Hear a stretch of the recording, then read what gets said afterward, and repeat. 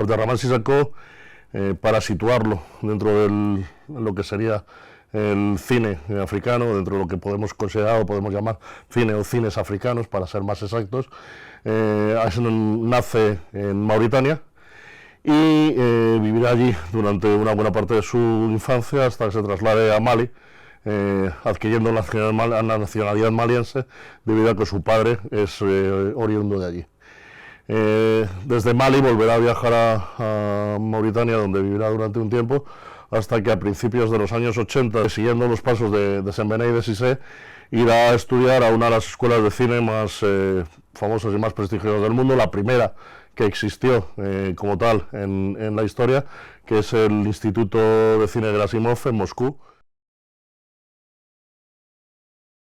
En su libro Éticas y Estéticas en los nuevos cines africanos, Williams plantea lo que él denomina la política de la belleza. Inicia el primer capítulo del libro, refiriéndose a lo que él denomina, o lo que él dice que la belleza es un problema en el cine africano. Yo no pienso que la belleza sea un problema en el cine africano, pero lo que él quiere decir con esto, lo que quiere expresar es que hay una irrupción de una serie de nuevos cineastas, entre los que está el propio Sissako o Haroun, que van a plantear que la forma y el fondo, es decir, la estética y la ética precisamente, deben desarrollarse de una manera conjunta, y que si el cine africano hasta ese momento no ha estado extremadamente preocupado por la forma, aunque creo que esto es un cierto tópico, es el momento para empezar a desarrollarlo. Esa polémica se inicia ya muchos años antes con la película de uno de los grandes clásicos del cine africano, que es Yelen, la luz, de Souleymane Cissé, en donde él cambia radicalmente, digamos, su sistema estético y su sistema representacional, su sistema formal a la hora de abordar las historias, y a partir de ese momento también se abren nuevos caminos, se abren nuevas formas. También Djibril Diop Mambety ya había planteado esas nuevas formas, pero sin duda Sissako va a ser uno de los directores que va a trabajar más claramente en ello. Esto lo podemos ver en su primera película, en Vida sobre la Tierra. La película es de 1998, pero se sitúa ya en el año 2000 y de hecho juega con esa idea del efecto 2000 que en aquel momento estaba tan de moda. Es muy curioso porque la primera película de Sissako está protagonizada por el propio Sissako, y es prácticamente una memoria personal, una biografía, y además una película en la que él intenta entender desde su múltiple nacionalidad, desde sus múltiples nacionalidades, intenta entender lo que es su propio país, intenta acercarse a la identidad de su propio país y cómo esa identidad le refleja o no le refleja a él. La película empieza de una manera muy significativa, y es con él en un centro comercial realizando compras para Navidad. En ese momento nos asalta lo que es claramente una imagen mental, que es la imagen de un baobab, que es uno de los árboles, digamos, más claros o más claramente referentes dentro de lo que es el territorio africano.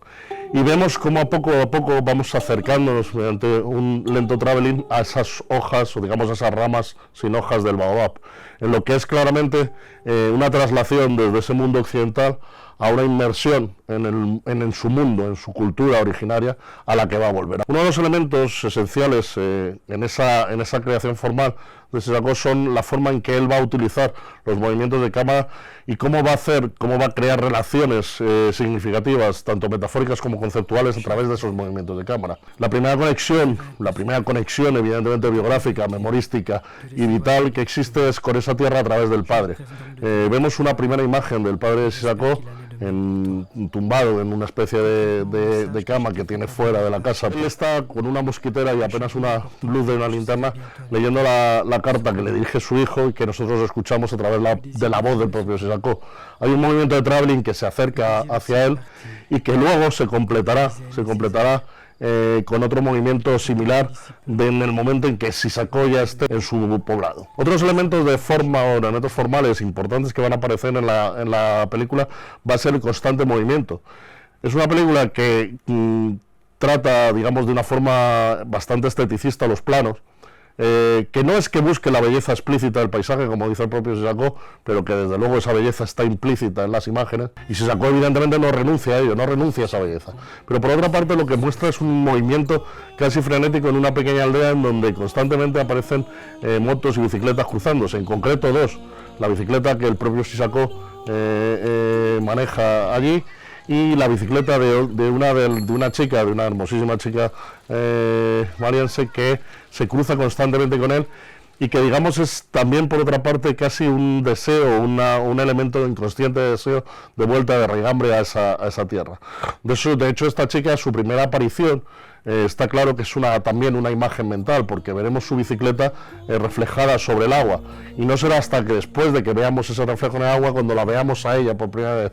Además, ese momento será un momento privilegiado en el que esas dos bicicletas, la de Sissako y la de ella, se cruzan por primera vez, de una forma muy curiosa, porque ella va en bicicleta, la vemos reflejada en el agua, y después la vemos cruzando una especie de pequeño terraplén, y en ese momento se cruza con su reflejo y con ella misma Sissako, que va en una barca con la bicicleta, pero él montado en la barca, no pedaleando. De esta forma hay un primer cruce que ya nos está diciendo que, a pesar de los constantes y continuos encuentros y reencuentros entre estos dos personajes, no va a ser posible su comunicación.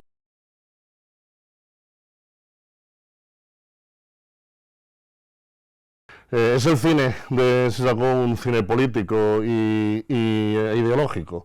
Pues yo creo que se podría denominar como tal. Evidentemente, si saltamos a su tercera película, ahora retomaremos la segunda, y vamos a Bamako. Bamako es una película absolutamente original y diferente respecto a cualquier otra cosa que se hubiera haber visto antes. De hecho, Bamako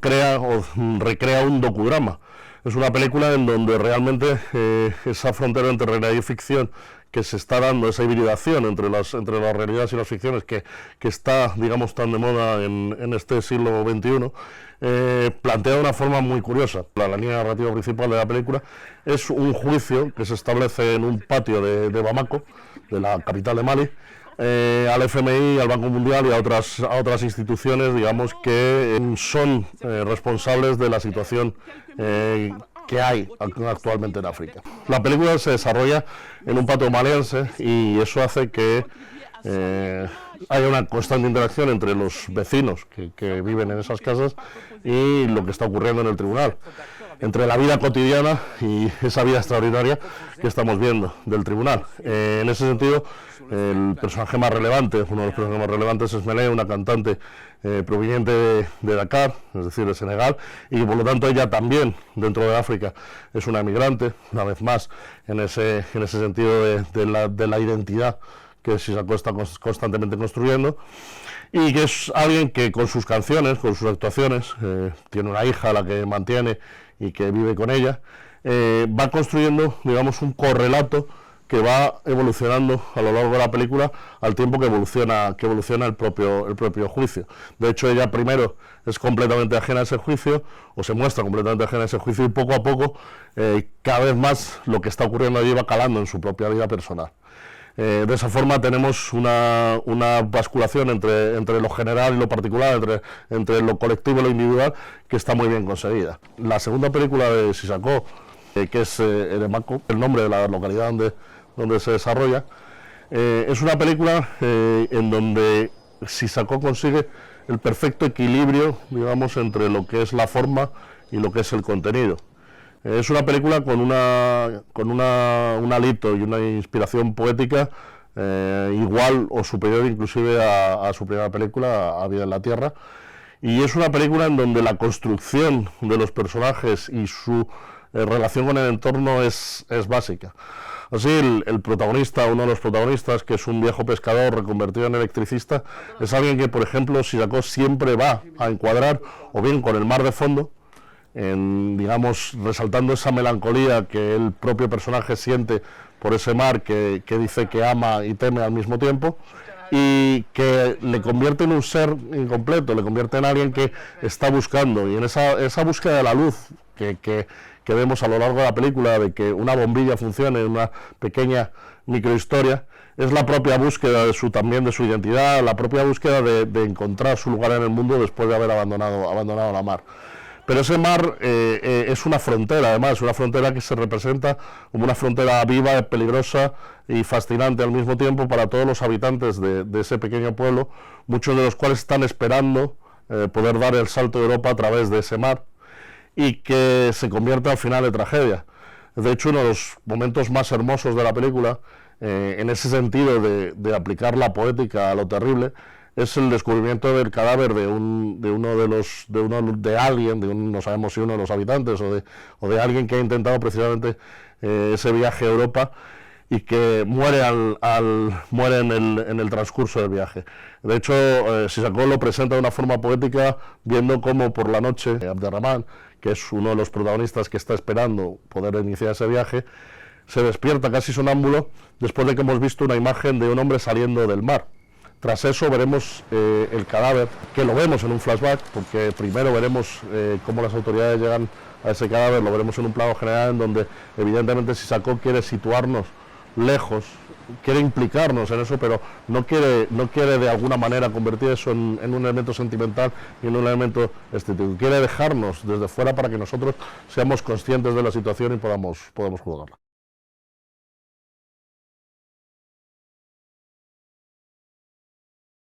El tercer ítem en el que hemos, dividido esta charla es el de la violencia. Y bueno, viene a ser una especie de resumen también de los dos anteriores, no podemos olvidarnos de los anteriores desarrollos, para terminar confluyendo en la última película de Sisakov, y que es una película en donde, además de retomar los planteamientos anteriores de los que ya hemos hablado,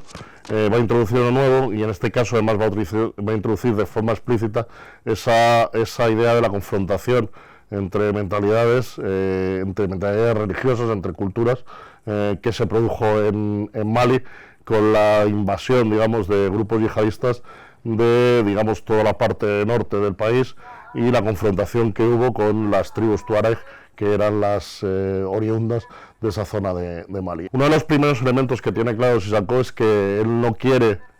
presentar al espectador un panorama en donde haya una demonización de los personajes que sea fácil y sencilla. Él quiere presentar personajes complejos, personajes inclusive contradictorios, y dejar que sea el espectador el que tome las decisiones, o el que llegue a las conclusiones que sean necesarias. Esto no significa que Sisakov aparte su mirada o no haga una mirada directa hacia las barbaridades yihadistas que se producen. Va a mostrar esa implosión de las contradicciones cuando tengamos a uno de los yihadistas que, pensando que nadie le ve, se despoja de prácticamente su ropa y sus velos y realiza una danza extraña y al mismo tiempo fascinante, que se monta en forma de acciones paralelas con lo que es la lapidación de una pareja de supuestos adúlteros, a los cuales se entierra hasta el cuello y se les destroza el cráneo a pedradas. Otra de las formas que Sisakov presenta la violencia es como una violencia vicaria contra los animales. De hecho, hay un elemento con el que la película se abre y se cierra, y es con una gacela a la que los yihadistas persiguen con intención de cazarla. Esto es una imagen que reaparece de nuevo al final, y que además se establece un clarísimo paralelismo con la hija de la pareja tuareg, que al final terminará muriendo juntos, porque el marido previamente ha matado accidentalmente a un vecino suyo, un pescador, que a su vez ha matado a su vaca favorita porque ha estropeado sus redes.